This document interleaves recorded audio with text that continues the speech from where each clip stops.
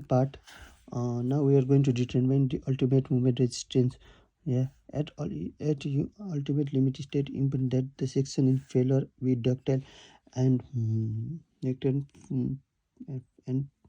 and failure should occur within the gradual yield of the tensile steel. That means section is under reinforcement. That we know this value of characteristic yield strength of steel is 500 Newton per mm square and strength of steel is 0.00217. Yes, x should not be x should not be greater than 0.167 d. Yeah. This is which we got, and we have the value ECZ when the depth of a neutral axis is near the neutral axis is at the depth x is equal to 6.17 d, which we have calculated from our previous calculation. And then after and our the class of concrete is 50 upon 60. Yeah. This is our figure, this cross section, this is stress diagram, and this is the stress diagram. And design equation of bending of this one is MCC into Z or MST into Z. So MCC is equal to stress into area of action. Area of action means this width upon and B, top width is B. So stress, that is the equation stress, and stress is equal to gamma C FCD FCK upon gamma C. Gamma C is equal to for flexure and for bending for along difference between bending stress and cylindrical cross distance. We have given 0.85 and FCK upon partial safety factor is 1.5. We have get its value. Yeah, and FCK, if after getting the FCK stress force upon the concrete, then we are going to calculate the FCC. FCC is equal to stress upon B into S. We know the B is the width and S, and we need to know the value of Z. Now we are converting the value in term of S in term of yes, that Z is equal to this value is equal to D minus overall depth minus S by 2. This is S by 2 and this is S by 2. 0.56 b into 2, and after S by 2 is okay, D minus Z, and S is equal to 2 into D minus Z. FCC is equal to overall calculation. We put the value and get FCC at a moment of resistance, replacing the value of which we get, and we have replaced this one. And when x is equal to 0.617 d, overall this length is equal to 0.8 into x. That means s is equal to 0.8 into value of x. That means yes, we get the s in term of d 0.4936, and s by 2 is equal to 0.2468 d. Why we take out this value is we can, after that we can convert the z in term of d 0.7532 d. Then replacing the value, we get the mu at the value at x is equal to 0.61 d. That means moment of resistance equal to 0.2188 FCD BD square.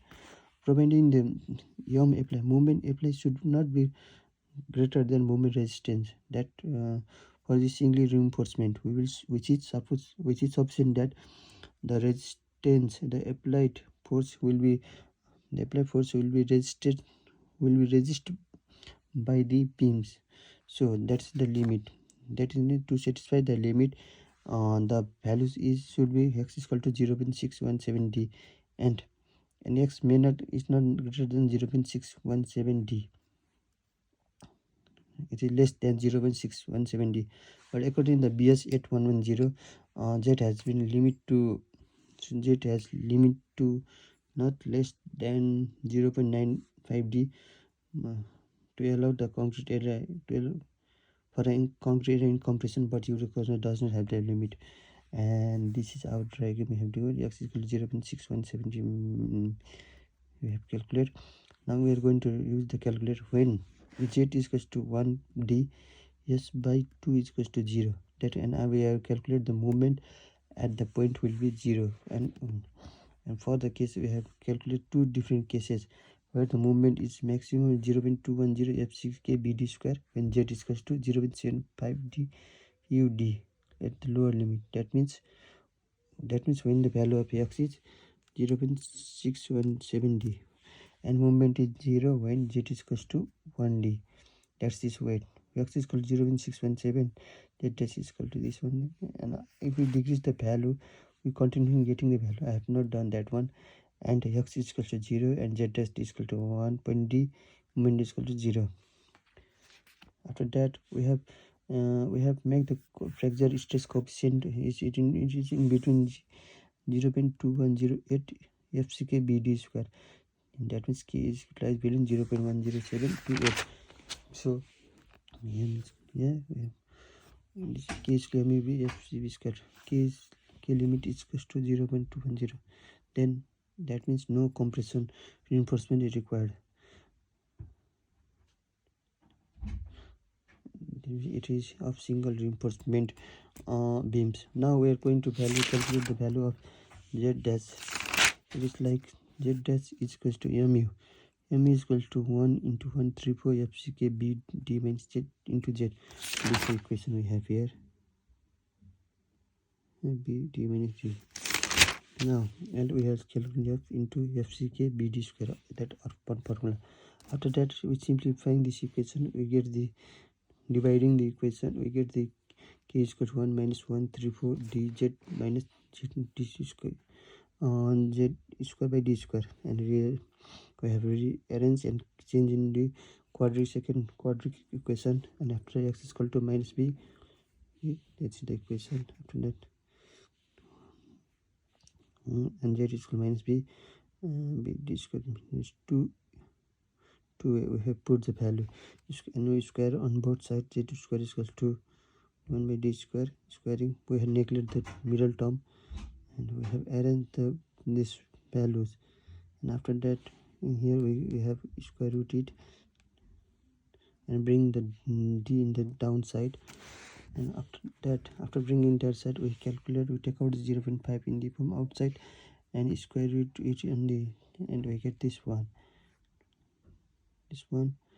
and after that we square root it that by this, and we get this value in term of k. And third, we calculate the area of tensile reinforcement. F is equal to fs into z. Fst stress area of the trigrams, ft, and we get the area of tensile reinforcement. This is all what we done. Summarizing this one, we take out we can determine the value of k is equal to m f is equal to b square should be level for 0.16 for single reinforcement. Reinforcement is not required. Determine the lever arm, which we calculate this one, z by d is equal to 5 1 minus, and we calculate the area of tensile reinforcement 0 f5c, and minimum area required 0.26 fctm bt into d upon fyk. Maximum is 0.04 area in compression.